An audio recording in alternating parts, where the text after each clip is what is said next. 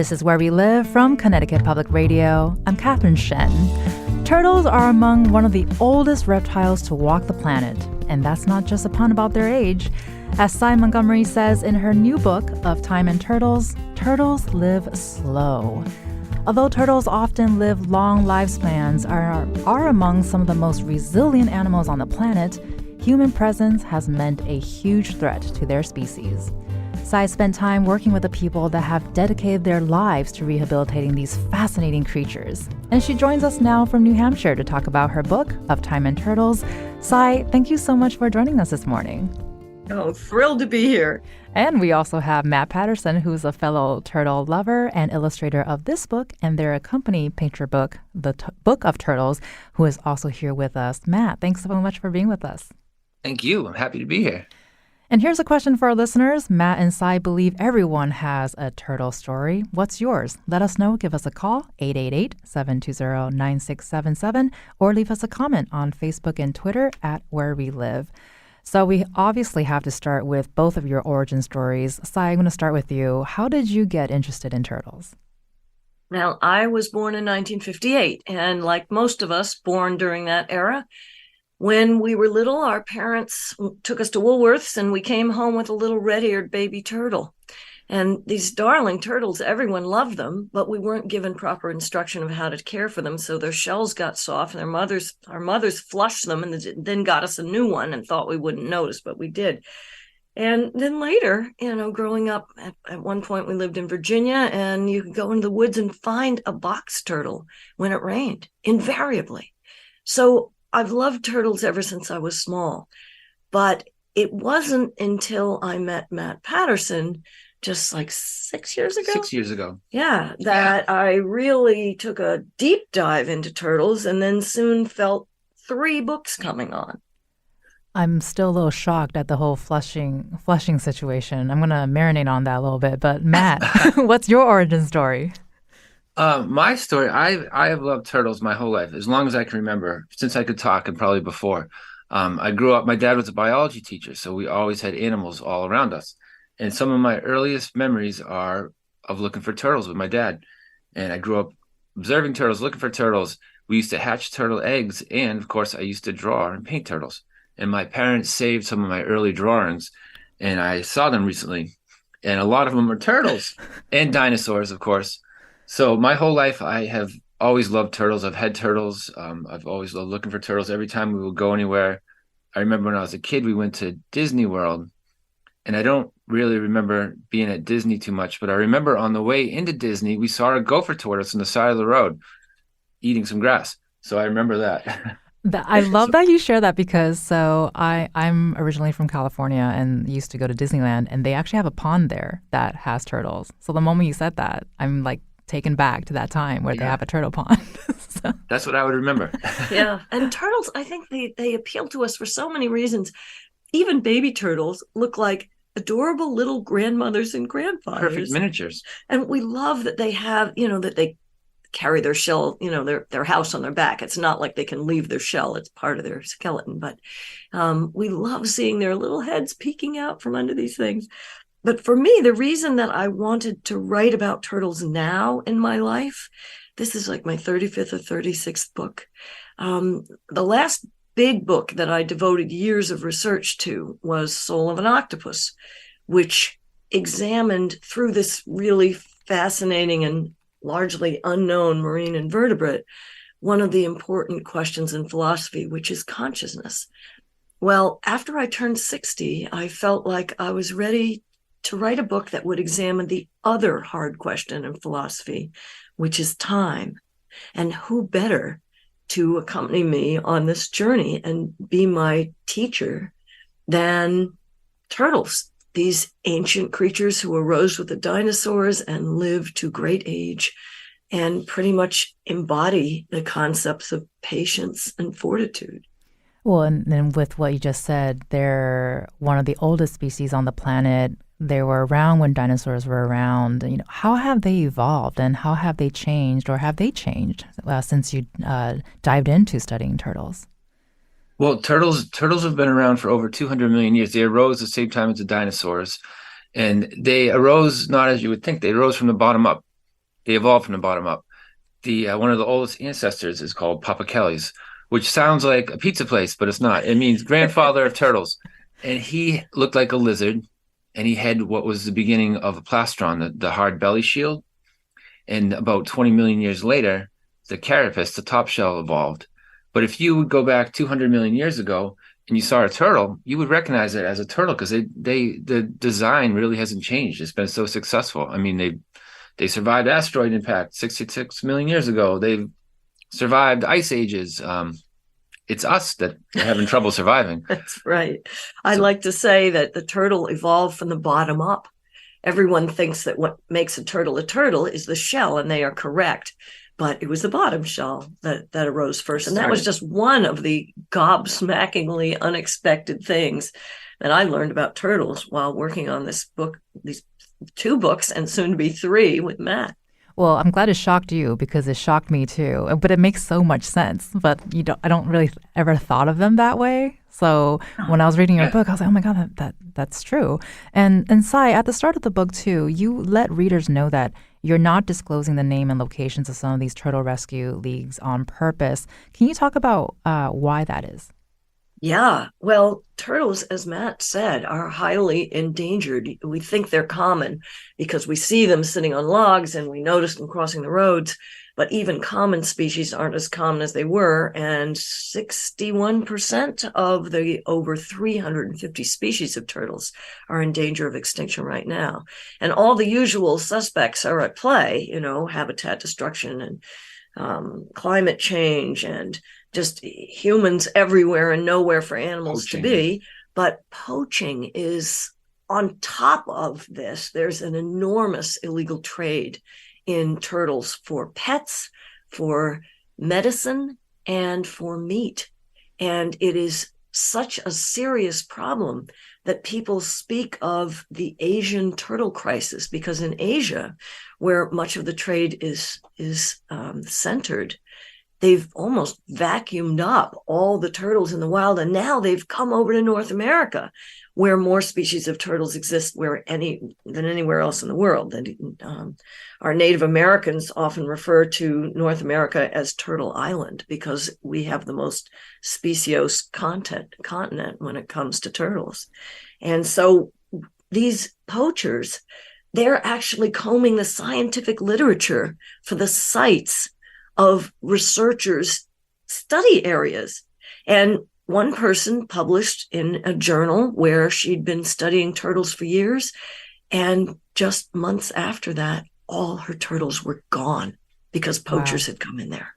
And this is something that has been happening for a while. It's nothing new, sadly. So what is happening to the turtles when they do get trafficked? Well, a lot of it is for the pet trade, for pets. Like Sai said, there's other reasons for meat, for traditional medicines that don't work. I mean, you see a turtle and you think, wow, it lives so long. If I eat its shell, I'll live that long. Well, you won't. But oh, you might as well eat your fingernails. Because that's what their shell's made out of. Right. So, I mean, it's a tragedy because, it's traditional Chinese medicine, which has a huge pharmacopoeia, and most of it is plant medicine. And a lot of it is effective. But there's a small number of medicines that are made out of animals. And these include some of the most endangered animals in the world because there's such a hunger for it. Some of it is medicine to cure people who have actual diseases. It's a shame that these sick people are not getting medicines that are going to help them. A lot of them, though, are for supplements that are supposed to make you more virile or more beautiful or live longer. And eating a turtle doesn't do that either, but it does wipe out a beautiful animal who should live for, in some cases, over 100 years. And even people just unknowingly taking a turtle from the wild is really devastating to the population, because you see a turtle and people don't realize if you take that one turtle, you want to have it as a pet. If you take that one turtle, you're really hurting that local population, because a turtle will lay hundreds of eggs in its lifetime, and maybe only 1 or 2 will reach its breeding age. So just taking one turtle from the wild it's really hurtful. And we look at a turtle crossing the street and we think, oh, that's nice. But that turtle is a miracle, because literally over 90% of turtle eggs never even hatch. And most of those hatchlings get eaten. Everyone eats them. Chipmunks eat them. Insects eat them. Birds eat them. Frogs eat them. Fish eat them. We've been releasing baby turtles that were hatched in our incubators into ponds, and have frogs leap into our palm, trying to eat our baby turtles. Even plants will go after turtle eggs. If it's really dry out, they'll send roots in to suck out the moisture. So everyone is after turtles. And so every adult turtle that you see really is a miracle. And we need to leave those turtles in the wild, and we need to let them cross the roads. My mind is so blown right now with what you just shared. Actually, last year I learned there was a turtle that showed up in my backyard, and we do have a brook in the back, and it just freaked me out because I was like, that is such a far way. How did you make it out here? And I quickly just Googled it and learned that you're supposed to let them just chill there and hang out, and they'll find their way back. And so I was sad. I was sad. I left for work and came home, and he was no longer there. But you know what? It might have been she. It might have been a she. It could have been laying eggs. Yeah. And Catherine, you're a turtle hero because you didn't move that turtle. A lot of people who love turtles, their heart's in the right place, but they don't realize why the turtles are far away from their river. And they're on this intimate, important, essential errand. Most of the time, it's a female who's looking for a place to lay her eggs, and she doesn't want to lay her eggs near the water.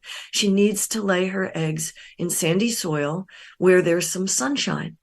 And they make these arduous, long journeys to get to these important places. So you were absolutely right not to disturb that turtle. It would be like you found, a pregnant lady about to give birth, and she was almost at the hospital door. And then you took her back to her job or something. Wow, that sounds terrible. Yeah. Even if it's a male turtle, they know that. I mean, us guys too, we know where we're going. That's right. And the guys are looking for the ladies. Yeah. Well, I'm so excited to add Turtle Hero to my CV, and I did take about a zillion pictures. Put it at the top of the list. And so one of my favorite parts of your book really is learning how turtles have very distinct personalities, and they even have thoughts and feelings. Can we talk about that? What are some distinctive feelings? Definitely. Absolutely. Well, yeah. Do you want to start, Matt? You've known turtles since you were I have a turtle that I've had her for 26 years or 20. I keep saying 26. I think it's 27 years now. It changes every year. It does change every year, doesn't it? But they're all individuals. They all have different personalities, just like we do, just like our cats or our dogs do. Some are bold, some are shy, some love attention, love their necks scratched, their head scratched, their shell scratched. And turtles, just because they're all individuals like we are, in our book of turtles, we have a whole section on celebrity turtles. Which I enjoyed very much. My favorite turtle celebrities is the celebrity couple.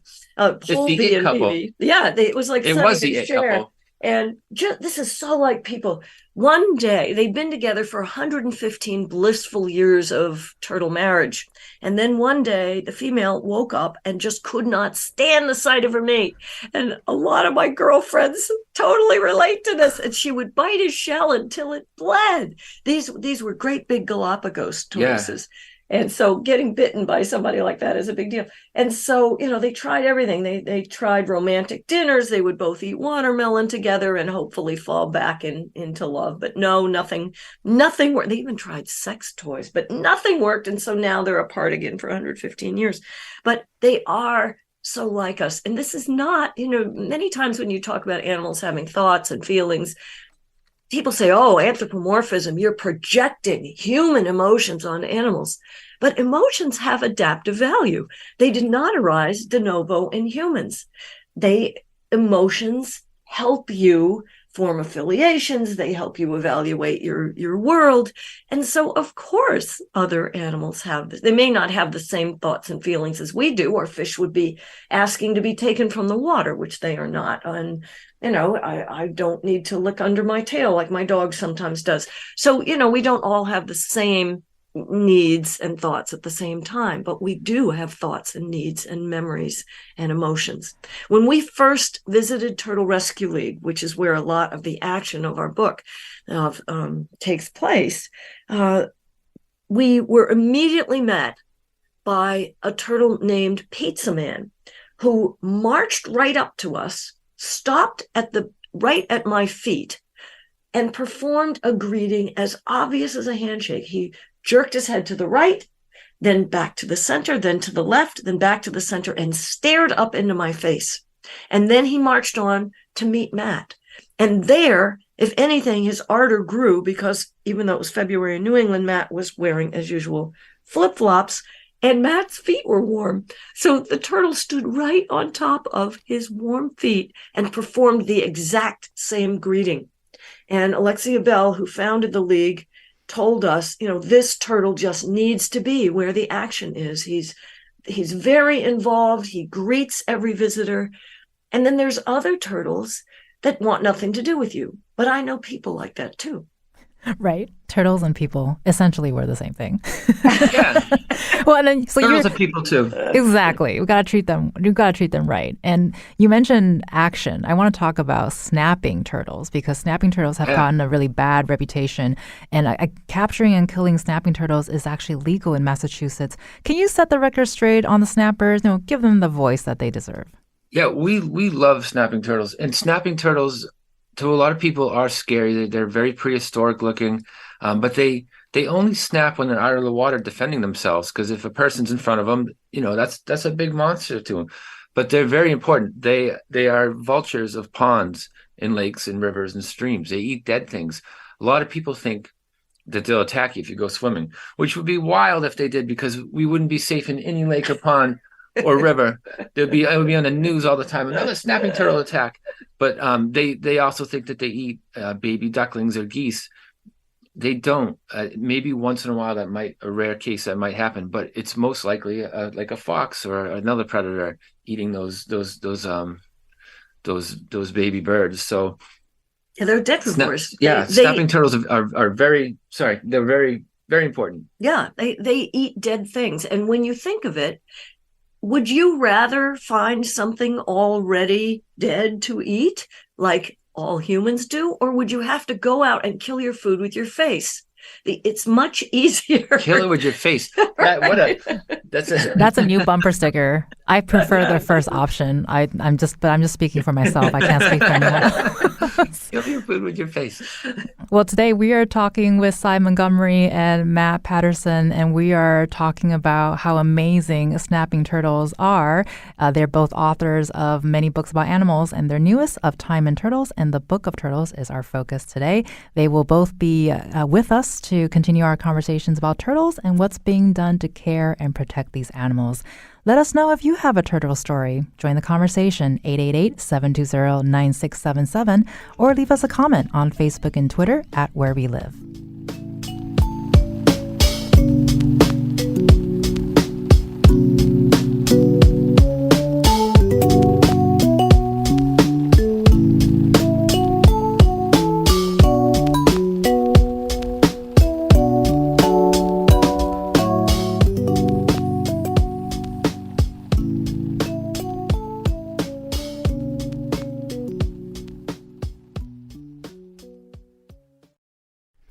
This is Where We Live from Connecticut Public Radio. I'm Catherine Shen.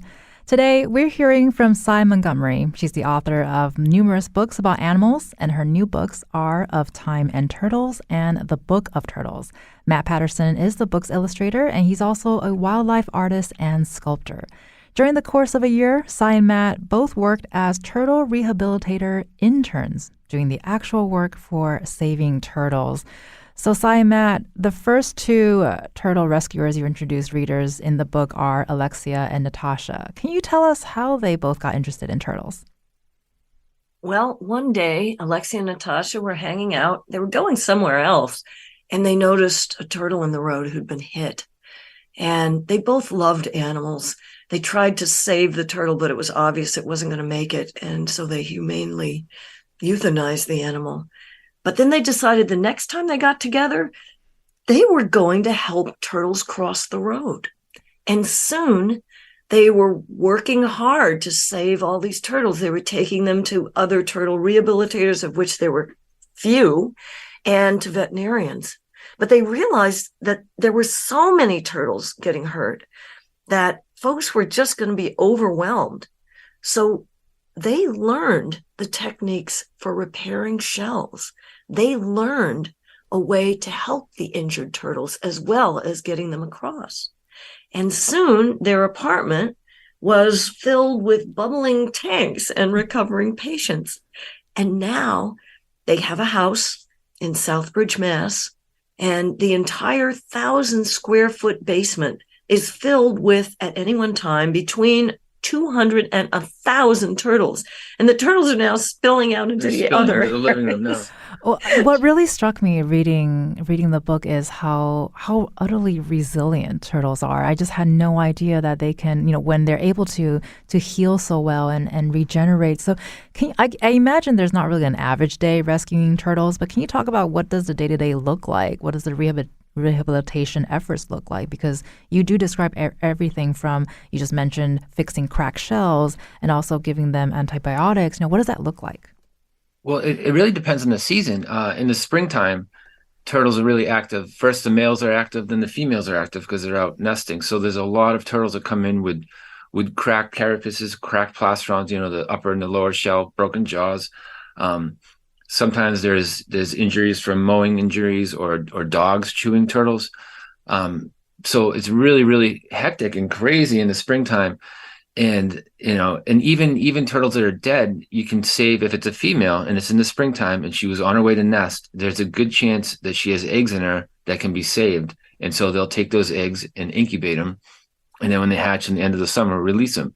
At the end of the summer for them, it's really busy because it's hatching season, and that's when they usually have about 1,000 turtles because they have all these eggs hatching. And so all these incubators are full of hatchlings, and they have to be released, and it can get pretty wild. And then in the winter it slows down a bit, but then they have, a lot of people bringing in, unwanted turtles and turtles like that. So there's kind of different seasons and different focuses for the seasons. Yeah, spring and fall are the crazy times. I don't even know when these women get to sleep because especially the spring. Oh, I know.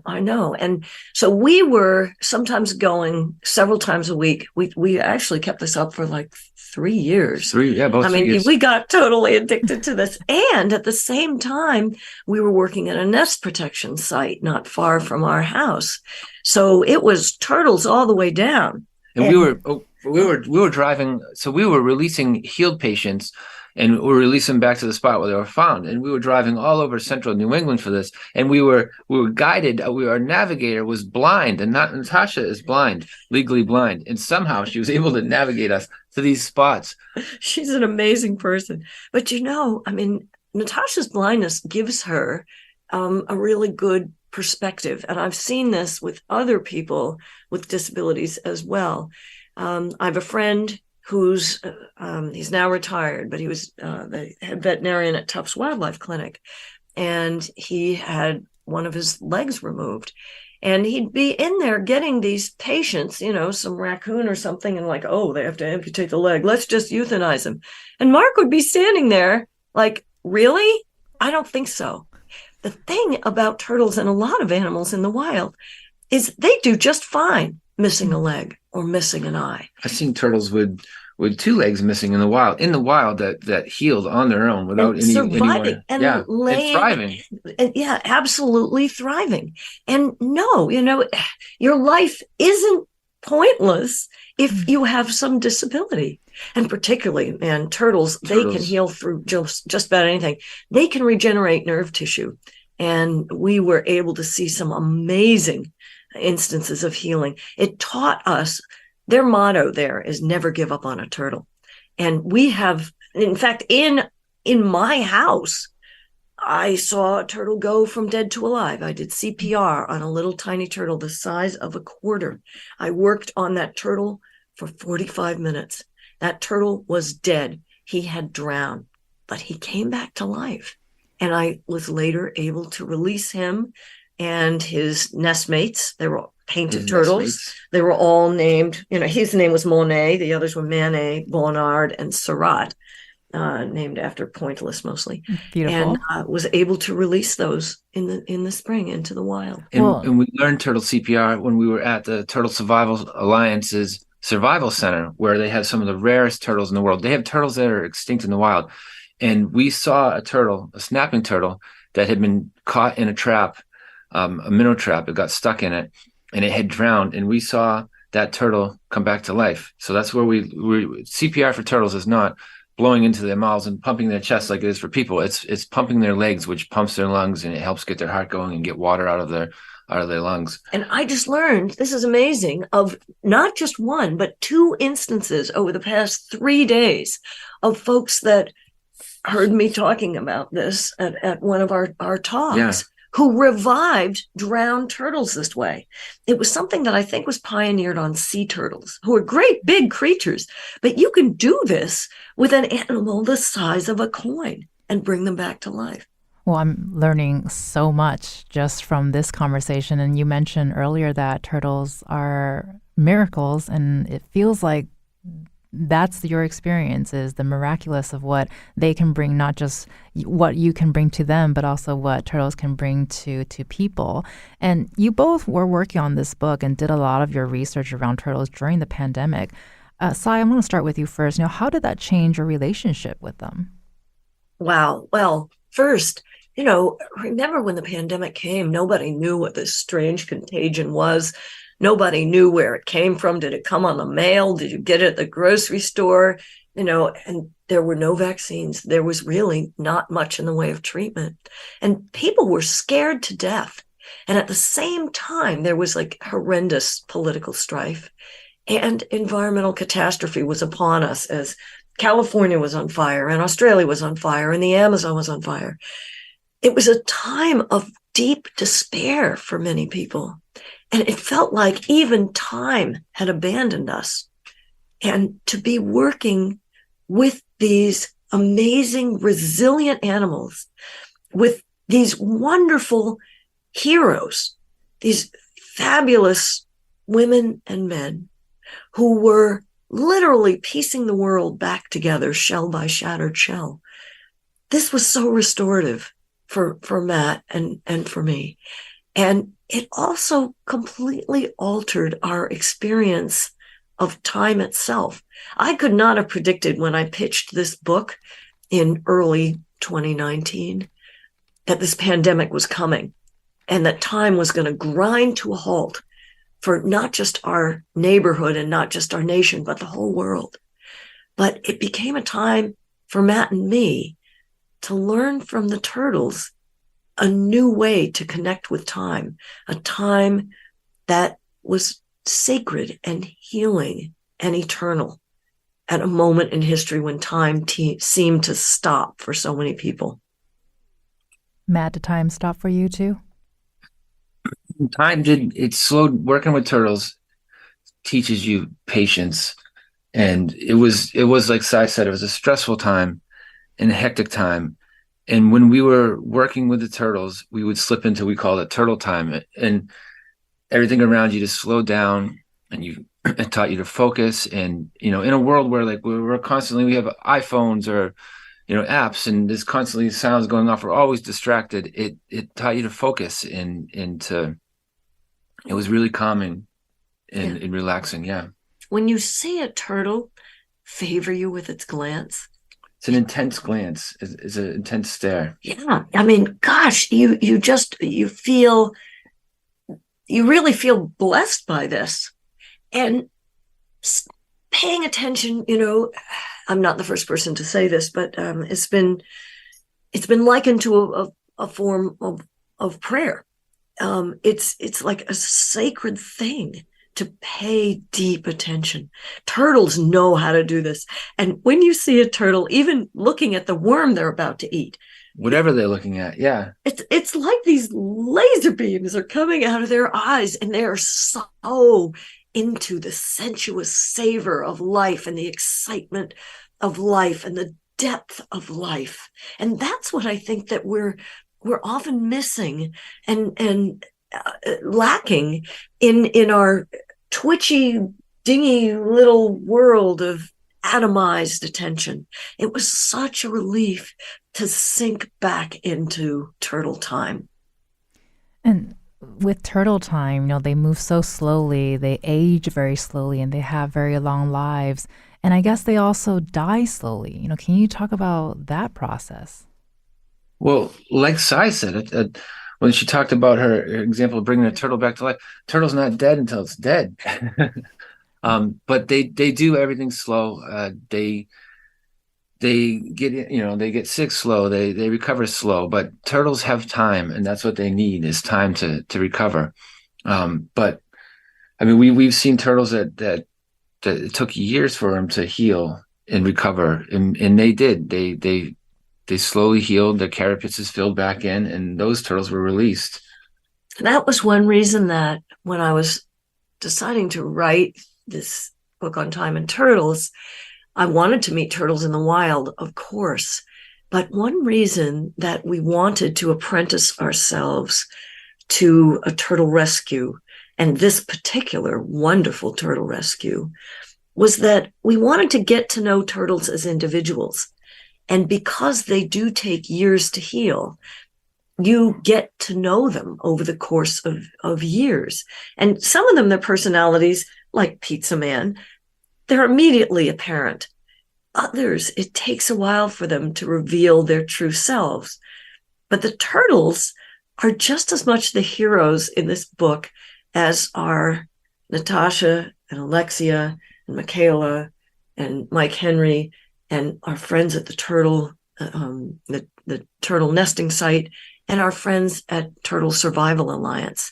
The turtles themselves have such distinctive stories and personalities and histories that getting to work at the Turtle Rescue really let us know them.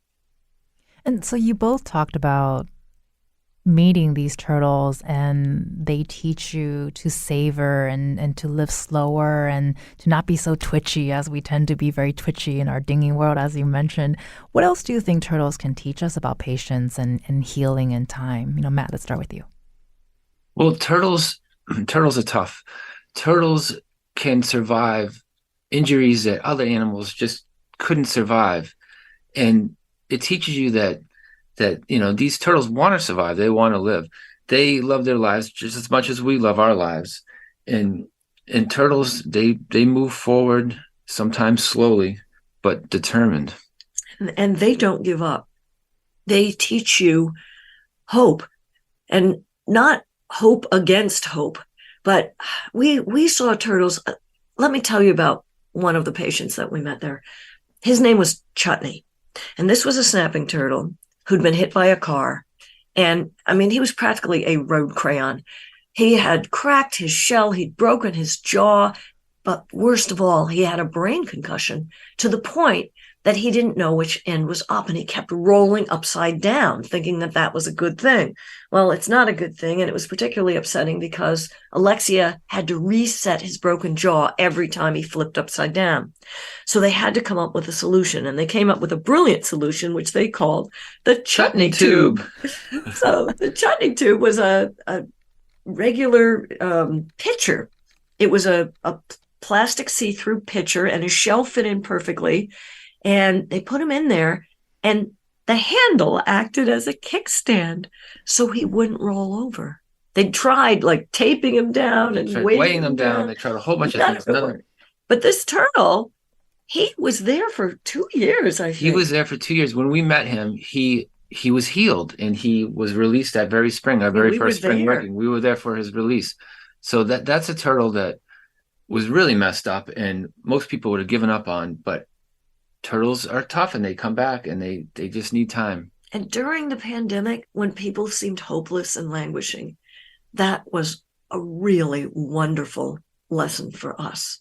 They gave us not only hope, but they also showed us that we could help mend the world too.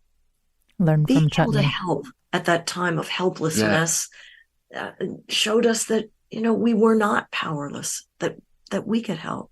And we wanted to spread that message because everyone listening to this show right now could be, like yourself, a turtle hero. There's so many ways that we can help turtles and Simple other ways animals. that everyone can help turtles. And of course, you both wanted to do this because you want to learn, you want to be a part of something, you want to help. And you mentioned the various seasons that everyone is so busy and you don't know how Natasha and Alexia got sleep. And there's also hatching seasons. So you both also spent time on the beach rescuing hatchlings. Can you describe what that looked like? Because this was also during the pandemic when technically volunteers were not supposed to gather. Yeah, well, we didn't actually go rescue hatchlings on the beach. We worked with a nesting group, a permanent nesting group, and this is an area. It's behind a suburban development next to 2 baseball fields, a asphalt parking lot, a bunch of porta potties, and there's this amazing turtle oasis. And a retired school teacher and a librarian have been leading a team of volunteers for more than 15 years, protecting 5 different species of turtles, and 3 of those are endangered or threatened. And over those 15 years, they've protected hundreds of nests, and they've successfully hatched thousands of turtles. And these turtles now, from when they started, are starting to reach breeding age. And so they're starting to get turtles that are coming back. And they've had their best years these past few years for the most nests they protected. So that starts in the spring. And we would go out, look for the turtles nesting or look for areas that were disturbed where the nests were, check them, then put a nest protector around them. Throughout the summer, they had to water them several times a week if it was too dry, if it was a drought. And then in the end of the summer, they would check like 3 or 4 times a day to see if the hatchlings had hatched, and they would collect them, record them, and then put them in the river. So that was actually, those were freshwater turtles. Yeah. But you are right. We did work on a beach, but we did do a rescue. when not, mostly people don't go on the beach of Cape Cod in December. But oddly, that was where we were helping turtles who weren't nesting, but who were cold stunned sea turtles washing up on the waves after a big storm. And this is December in Massachusetts. And I mean, we had just had a snowstorm. And at my house, I had no power, and I left my wife with like over a foot of snow in the driveway and no power because, I mean, she wasn't thrilled about this because we had to go look for turtles. You had important things to do. Yeah. But this was an amazing adventure. I mean, it was a night rescue. It was a winter rescue. Windy. You did not it was a beautiful night, though. We went 10 miles to do. We walked 10 miles of the beach looking for these turtles, and these turtles were Kemp's Ridley sea turtles. They weren't adults. They were like teenagers. They were juveniles, and they're the most endangered species of sea turtle in the world. And these guys, what happens is, this is all due to global warming, really. The Gulf of Maine is warming faster than any other body of water on the planet. And so on the Cape, the sea turtles, it's still warm, so they don't leave the protective waters of the Cape until it's too late, because the Atlantic itself is cooler. And being reptiles, they can't regulate their internal temperature. So soon it's so cold, they can't move. So they're like driftwood. It's like hypothermia for a turtle. Exactly, it is. And sometimes they drown. Sometimes they just can't move. And so you wait for these storms to wash them back up on the beach, because then you can rescue them. And Matt, who is a big, strong guy who used to be a wrestler, he got the wonderful job of having to haul these turtles for 10 miles on a sled. My ice fishing sled. Wow. They got heavy. At night in the whipping wind. But every one of them almost certainly was going to survive. You bring them back to the Audubon Wellfleet Audubon sanctuary. They have a place where the turtles, you can't warm them up right away because that will kill them. So you need some experts to handle them in those first days or hours. And then they go to the New England Aquarium's Quincy facility, which is a huge turtle hospital where any of their injuries, in addition to being cold stunned, are tended to. and they can be released in the spring. Well, and I bet those turtles were really glad that both of you and others were there to save them that very cold and windy December evening. We're going to take a quick break here. We're hearing from Cy Montgomery. She's the author of many books about animals, and her new books are Of Time and Turtles and The Book of Turtles. Matt Patterson is also with us. He's the book's illustrator and also a wildlife artist and sculptor. They'll be staying with us. You can find a link to the books on our website, ctpublic.org/wherewelive. And coming up, Cy and Matt will talk about adopting a turtle. Let us know if you have any questions, 888-720-9677, or find us on Facebook and Twitter at Where We Live.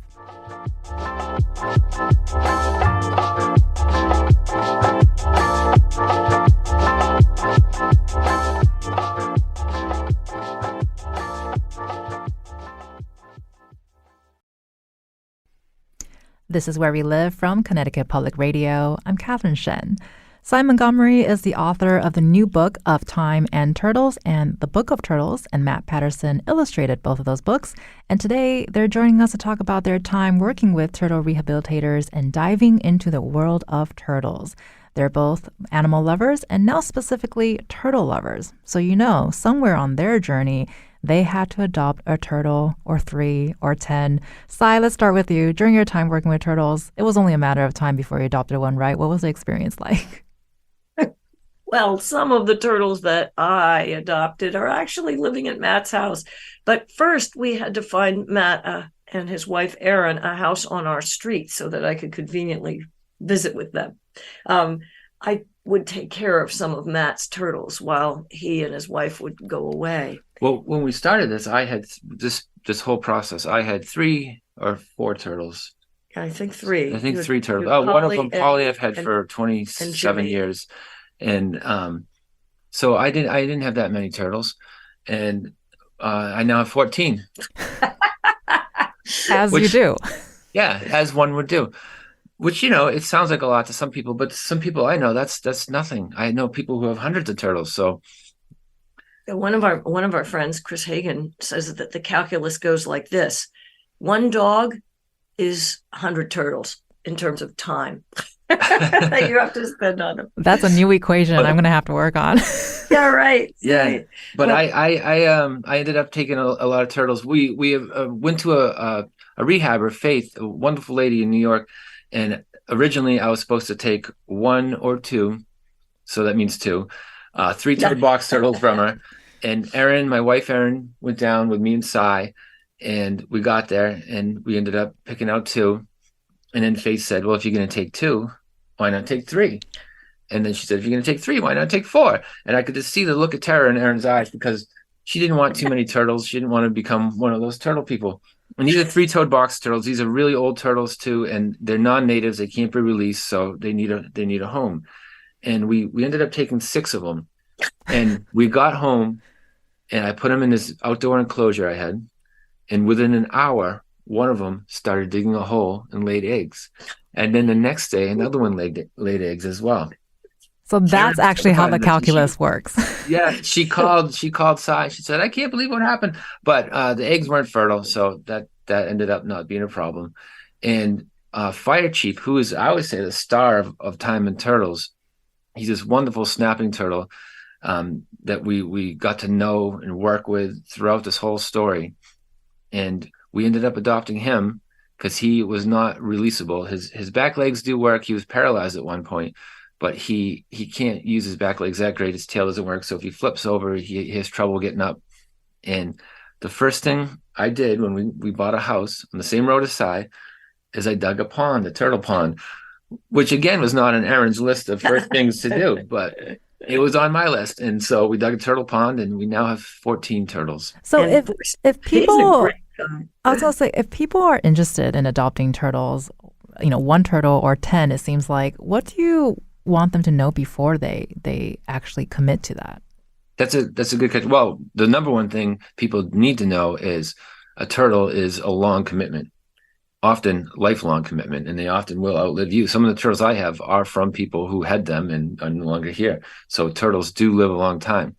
Certain turtles, like sulcatas, African spur-thighed tortoises, get huge. So they're not a really good species to have in Connecticut. But Matt has one. I do have one, but she's in his will. But I don't have any kids or anything, so I have space for turtles. But different turtles require different things. So I would say the number one thing: do your research, make sure you know what you're doing. And there are a lot of places where instead of buying a turtle, you can adopt a turtle, like the Turtle Rescue League. I believe there are some places in Connecticut. I know there are 2 turtle rescues in Connecticut: the Turtle Haven and the Turtle's Back, I believe it's called. And if people find injured turtles, they can bring them there. I don't know if they have turtles for adoption, but there are a lot of places where you can adopt unwanted turtles, and then that way you're not buying them from a pet store. And SPCA sometimes they have turtles for adoption, and you certainly don't want to buy a turtle that's an endangered species, and sometimes, or a native species. You don't want to get a native species, and if you see them in a pet store, that's illegal. That's illegal, and we see them in pet stores all the time, actually, which is bad. But having a turtle in your life is a wonderful thing. It is a wonderful thing. But they do need very specific care. And all of us who had little baby turtles when we were growing up and saw their shells get soft and they died, that is a real testament to how, turtles don't need much, but they do need very specific things. And you don't want to condemn a turtle to die. So research. If you get a turtle, research it first. Right. And we've got about a minute and a half here, but I do want to ask too, as we're having this conversation, there's so much joy, there's so much love, and we learn so much from these turtles. You both worked on the 2 books. One of them is a picture book. Why do you feel the need to get both those books out there? Well, I write for both adults and children because, although I like to write a lot of words and go on sometimes for 275 pages, children are not just the leaders of tomorrow, they're the leaders of today.